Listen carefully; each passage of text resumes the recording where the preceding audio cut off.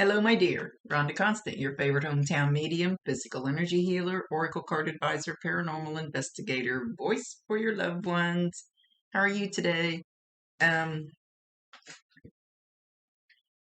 was I going to say? Oh, yeah, it's been a little hectic around here lately. Dogs won't quit barking, and my husband's always home because he retired. I have trouble finding a quiet moment. I, and we winterized my she shed, the camper, so now I can't go out there.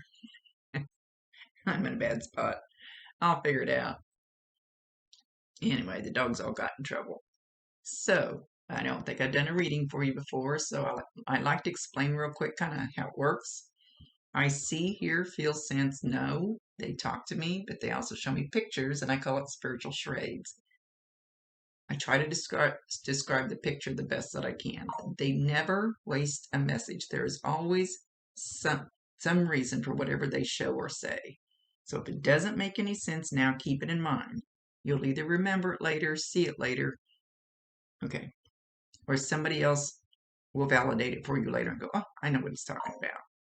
So it's not an exact science. We communicate the best way we can. Sometimes you'll have to stretch it outside the box a little bit. He's pushy. And you have to stretch it outside. Okay. Outside the box a little bit. I hope he talks that much once we get going. Because he won't give me all the details. Details are none of my business. He should give me just enough so you'll know what he's referring to. So I can't tell what he's saying though right now. Tell her I love her, tell her I love her. He's being very, very pushy about it. Very, very, very pushy. He's pushing on me. Tell her, tell her, tell her, tell her. Shut up, Rhonda. Tell her. They always bitch at me. Sometimes they tell me to clean my desk off. Well, he's just very animated, kind of. I think he's just excited. Okay, all right, we'll go. Shoot, one more thing I was going to say. I'm sorry. Hang on. Okay, he wants me to start out with, I always tell people, I promise you 1,000%, they can hear you, they can see you. You just can't hear and see them most of the time. So, talk to him all you want to. You're not bothering him. He can hear you. And eventually, I got a feeling this is pretty new grief. And pretty intense grief from what I can feel from you. So why? I don't understand why, but to me it's backwards. When you're in really deep grief, it almost blocks you feeling him or getting signs from him or something. And then once the grief starts to subside a little bit, then it kind of starts flowing. It's almost like it puts up a wall around you, which to me is backwards. I don't know why we have to do it that way. I don't make the rules. So anyway, just keep that in mind that it might take a little bit before you start feeling him or oh no. He's very adamant that you're going to hear him. He's in the kitchen and he's got what looks like a metal soup ladle and he's banging it on the counter. Now, he's banging it with great force. Doesn't mean you'll hear it this way. It means he's making a great effort to make that happen so that he's just banging on the kitchen counter. Boom, boom, as hard as he can. But like I said, you probably won't hear it that way. It might just be a little tap. So just imagine what that would sound like and listen for that sound. And he's in there rattling around in the drawers. He's like, I would almost say it's a junk drawer. Everybody's got a junk drawer in their kitchen. So if you hear the silverware moving around, if you hear that noise, you don't have to see it. Normally, if you're standing there, let's say you open the silverware drawer and you stare at it, it's not going to happen. It always seems to be when you turn your back or you just leave the room, you're just entering the room, or you're in the other room. I don't know why that is either. But he's going to different drawers and he's rattling, almost like he's looking for something, but I don't think that he is. I think he's trying to. Okay, remember if you ever seen the movie Ghost with Patrick Swayze, that's pretty close to what I do. It's pretty fairly real, except for the demons that drag him off, the bad guys. I've never seen anything like that. But anyway, when he's in the subway and the spirit is trying to teach him how to flick the bottle cap and kick the can, it takes him a minute. It takes him a little bit to figure out how to make these noises and move these things with no fingers, with their energy. So he wanted me to explain that. So it could take him a little bit. Noises, smells, sounds, electronics are the easiest for them to do. If you ask him to move a big boulder in the living room, that's probably not going to happen. The other stuff is easy for their energy to work with. Okay, so this kind of feels like something that happened quick, fast, sudden. I will just, okay, he wants me to explain, so evidently maybe he was in an accident. He wants me to explain that, let's say there's going to be a head-on collision. Your spirit, your soul actually leaves your body before the point of impact. You do not feel that. You do not have that excruciating pain. You do not, because your essence. This is our vehicle to run around on Earth with. This is for our spirit, our soul to run around on Earth with. So when we don't need it anymore, boop. And I'm sure you probably heard stories of people saying they were kind of hovering above, and they watch the ambulance and all that stuff, and they're going, what the hell? Because they've already left, so they didn't have to go through that trauma, and that's less that they has to be healed on the other side. So he wants you to know that that's what happened to him. So there was no, and the body stays here. I don't know about saying it has physical pain, because your spirit's already left. So your essence is already gone. And they're pretty good about making sure that happens.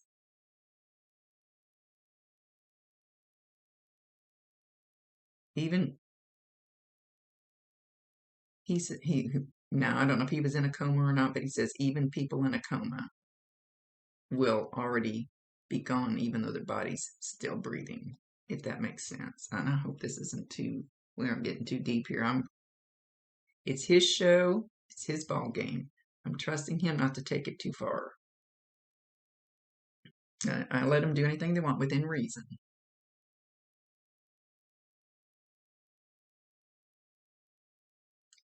He says, I love you. I wish I could take the pain away.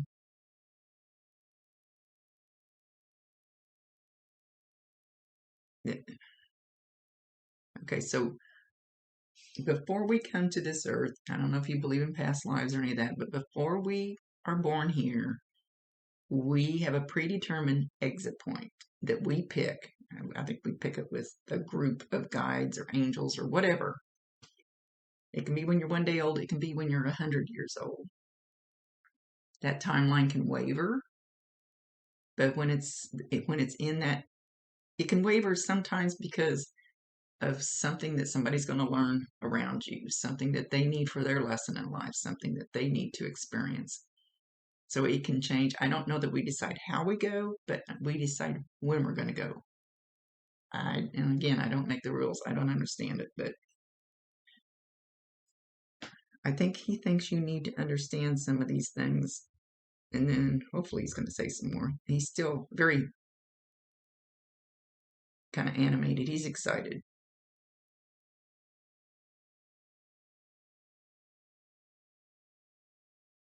I don't know what he's doing. Hang on.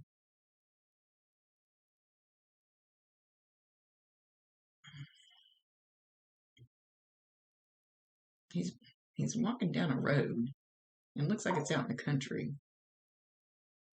And I have no clue where you live.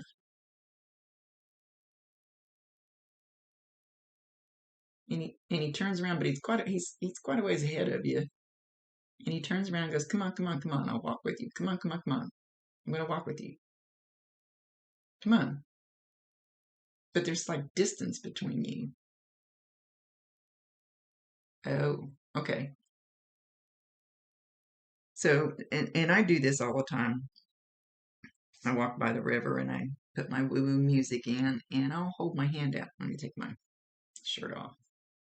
Hold your hand out. I hold my hand out and ask whoever it is I want to talk to while I'm walking to hold my hand and walk with me.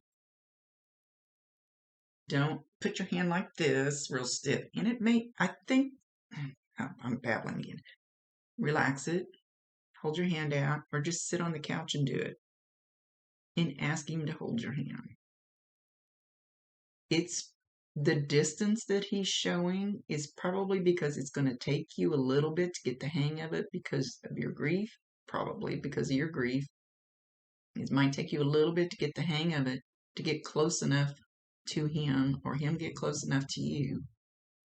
But anyway, eventually, and just relax it, try it every so often. Eventually, you'll feel something. You'll feel a pressure in your hand. You might feel a warmth. You might feel tingling like goosebumps. You'll feel something. Sometimes, for me anyway, everybody feels the energy different. You're not going to feel it the same way I do. I actually feel like they're holding my hand.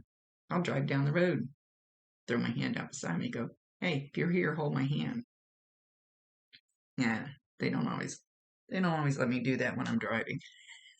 I get distracted, start talking to them.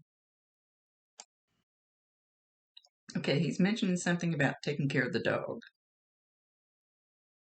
And he says, old Roy, like O-L apostrophe Roy. Doesn't mean the dog's name's Roy.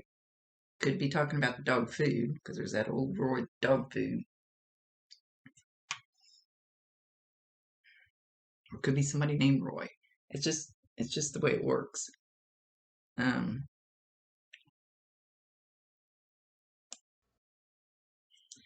He's saying something about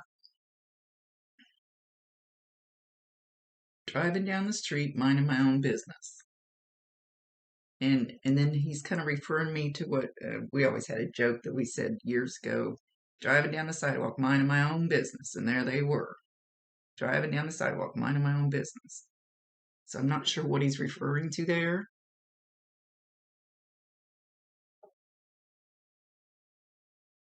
He's like, I don't know if he used to do that to you. He's doing that to you right now. So you may hear you could hear that. It may not be, I don't know how loud if I got close enough to the speaker. It could be very, very soft. You might hear it by your ear, a noise like that.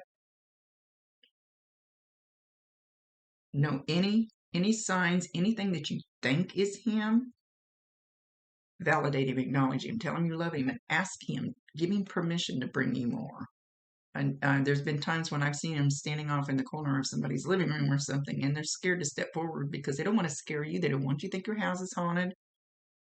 I go to cleanse people's houses, and they go, my house is haunted. And I go, it's your grandma. She's just trying to let you know she's here. Your house isn't haunted. So give him permission. And I'm sure he knows it's okay, but it doesn't hurt to say it. So even if you hear a buzzing in one ear, sometimes until he gets the frequency right, because everything vibrates on a frequency. Everything is energy. Rock is energy. It's just a slower form of energy. We're energy. We just have this heavy vehicle that our energy runs around in. We're energy. So until he gets his frequency right, it may not sound. So if you get a buzzing or something in one ear at a time, then just tell him, I can't understand what you're saying. Your frequency isn't right. You need to adjust it. And eventually he'll figure it out. Okay, now he's doing then he goes right on the side of your cheek. Well, he did it on the side of my cheek. Then he, kind of like a big one, planted a big one on the side of my cheek. You should feel that. And like I said, it may take a little while to feel it, but you should feel that, and it could feel like a pin sticking you if he tries too hard. You might just feel a little something touch you. It could feel really warm. It could feel like a bug on you that you can't get off. It just depends on, everybody feels the energy different. And it depends on whether he gets the hang of it real quick.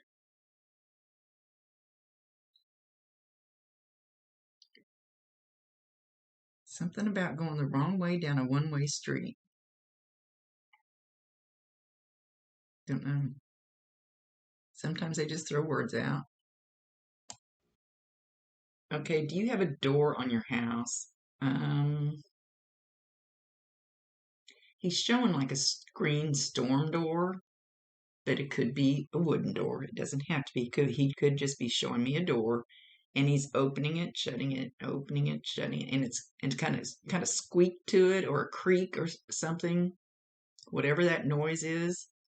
That's why I always liked my front door being noisy, because when the daycare kids came in, they were coming. When they opened the door, you could hear the door. So listen for that noise. You may not see the door move. You may see the door move. Not sure how he's going to do it, but listen for that noise. And again, anytime you think he's there, hey, I know it's you. I love you. Thanks for showing up. Come back. Hang around with me for a while.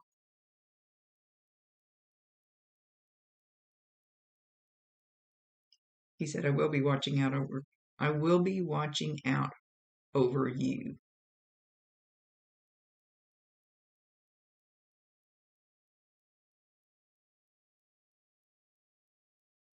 He's moving around on the bed. He's moving around, like moving all around. So you should feel that.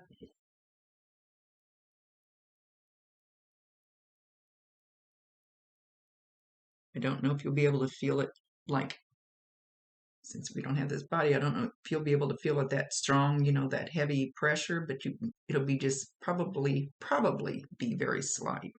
Sometimes they can do it really good. Sometimes it's just a little.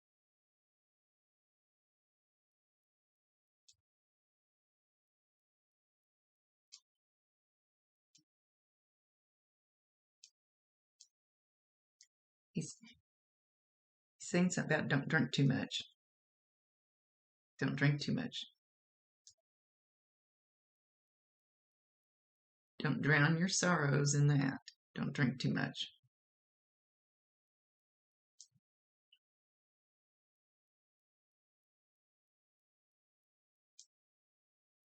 Everything will be okay. Now I'm your guardian angel.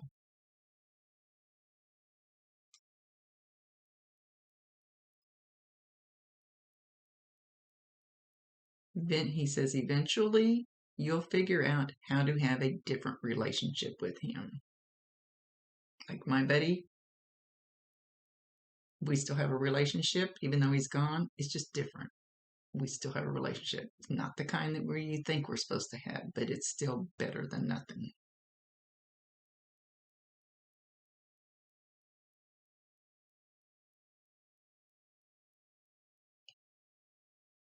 I mean, it will be okay. It happened the way it's supposed to.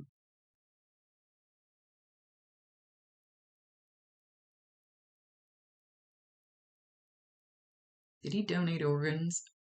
Organs? Good grief. He's talking about saving lives. Somehow he felt like he saved lives. So I don't know if it's something he did, or if maybe he donated organs and he saved lives that way. That's the first thing that popped in my head. Somehow he feels like he saved lives in some way.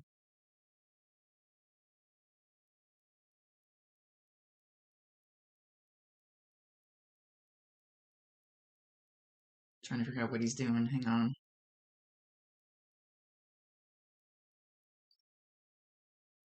I don't even remember looking at his picture, and I don't think I popped it up here again. Did I? Nah, can't go back and look at it.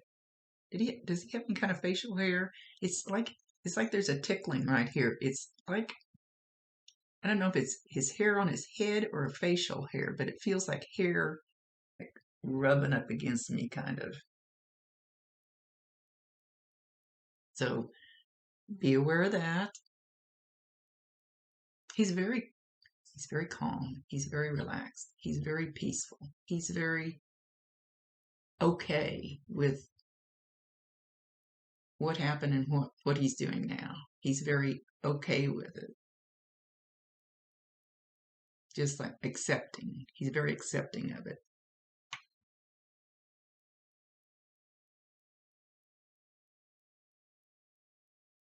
He says he almost feels like he can help you more now from where he is than he could here.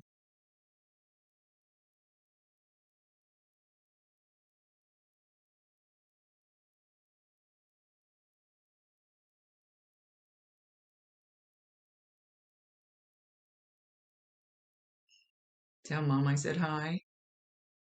And if he's talking about your mom or his mom.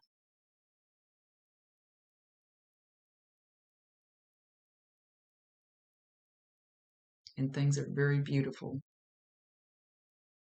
And he said that in like a very peaceful, like things are just very beautiful, beautiful.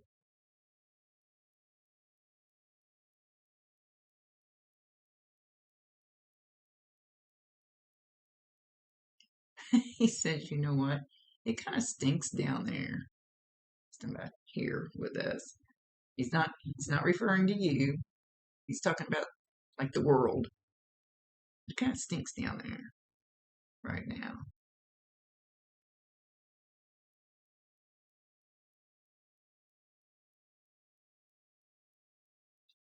But everything's going to be okay.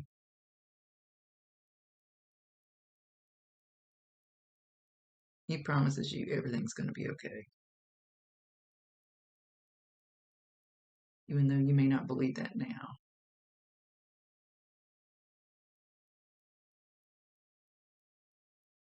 And with that, he's going to leave. He's holding up one flower. Oh, good grief. I don't know what kind of flower that is. Um, crap. I don't have anything around here. I'm in a different room. He's holding up one flower. I don't want to describe this flower. I need to describe it to you. I want to say like a dahlia, like a DHLIA. I think those are the ones that they're kind of big, and they have the uh, bigger, damn it. They have the bigger center in the middle, and they have the bigger, and it's pretty much solid. You know, it's not like a daisy where it has one petal and one petal and one petal. It's got a whole bunch of them all the way around, and then it's got this big circle in the middle. It's like a dark red. Don't know if it's that exact flower or exactly why he's showing this type of flower, because this is a different one than I usually see, and he's just holding it. So I don't know if you laid a flower somewhere for him recently, just one flower. Maybe you put a flower in with the casket, or you've got a flower by his urn, or you've got a flower, one single flower you took to the cemetery. Not sure what he's referring to.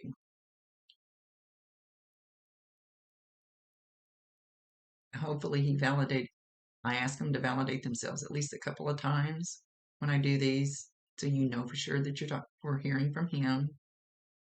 But the whole reading, it's not about validations. To me, that's somebody medium patting himself on the back going, look what I can do. It's about getting his message across to you. He says that I love you. I want to get the message across that I love you, and always will. Love never dies. It's the truest, purest, highest form of energy. It does not die. It only gets cleaner and brighter and lighter. That's coming from him. So he's already learning a little bit.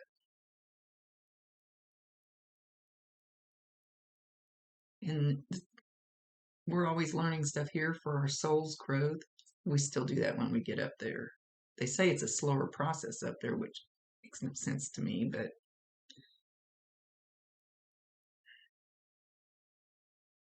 that he's leaving, and he's squeaking that door again. So listen for the door.